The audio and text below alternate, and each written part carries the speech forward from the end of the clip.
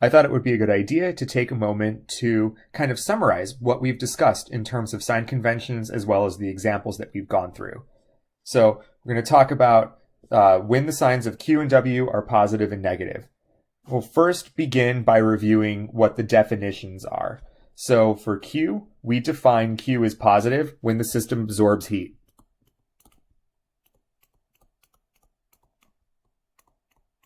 Or another way of saying that is that we're dealing with an endothermic process.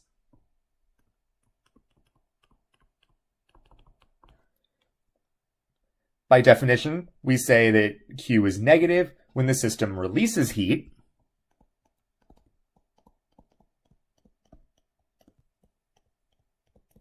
And we would call that an exothermic process.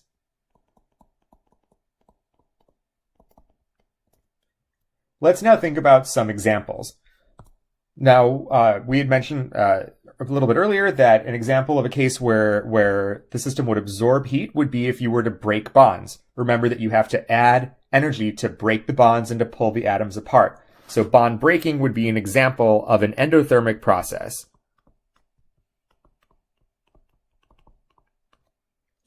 And then an example of an exothermic process would be the opposite of that, right? So the opposite of bond breaking would be making bonds. That would be exothermic. That would involve a release of heat.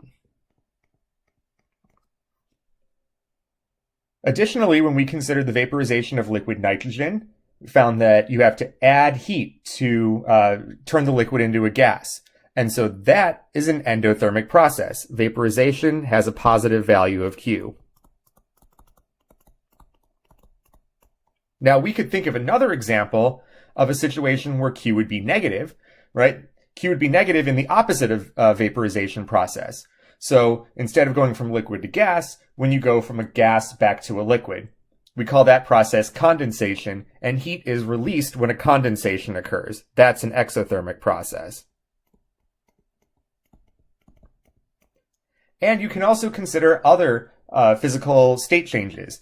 So another state change that would involve the addition of heat would be melting. In the process of melting, you go from a solid to a liquid, and you have to add heat in order to make that happen. So melting would also be an endothermic process, or Q would be positive there.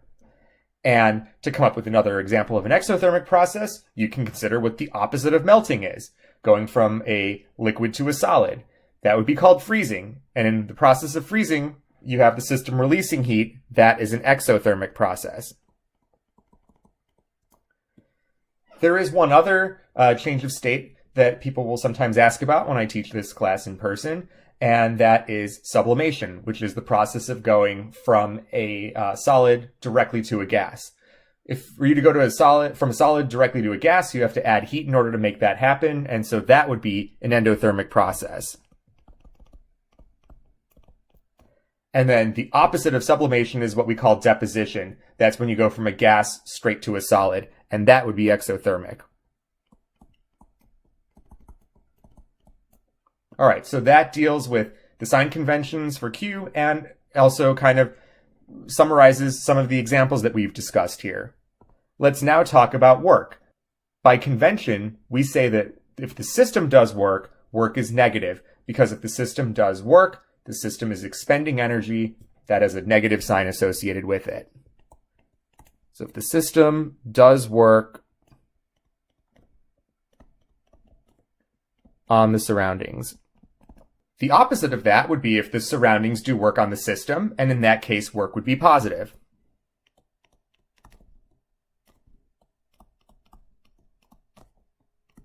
Now let's talk about some examples. Mentioned a little bit earlier that an example of the system doing work on the surroundings was an expansion process. If the system is doing work to expand, then the system is expending energy, and the sign of W is negative. On the other hand, if a compression occurs, then the surroundings are doing work on the system. So for a compression, work is positive.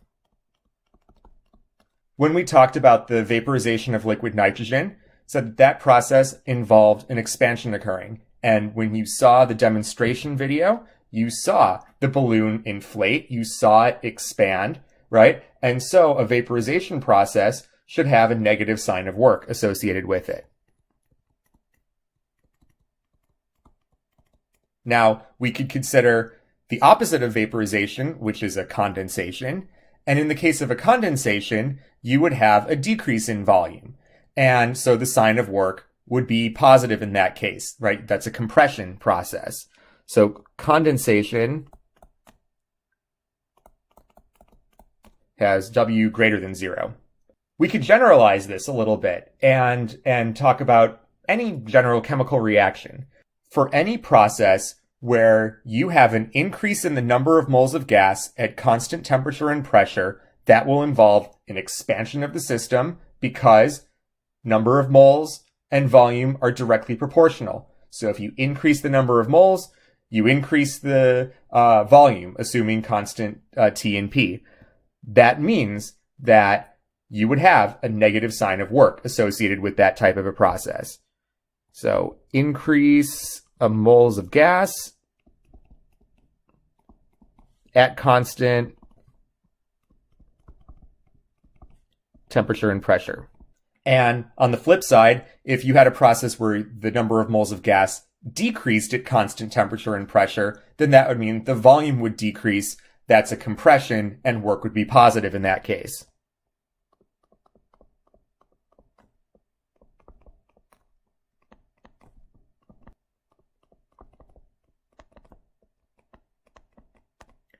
Now, the reason why I'm putting this caveat on here that you have to have constant temperature and pressure is because it is also possible to do a chemical reaction where the moles of gas increase or decrease at a constant volume.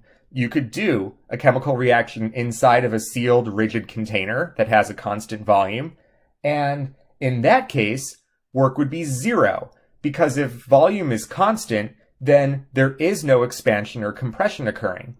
I'll remind you that work is the energy that it takes to displace an object against some opposing force.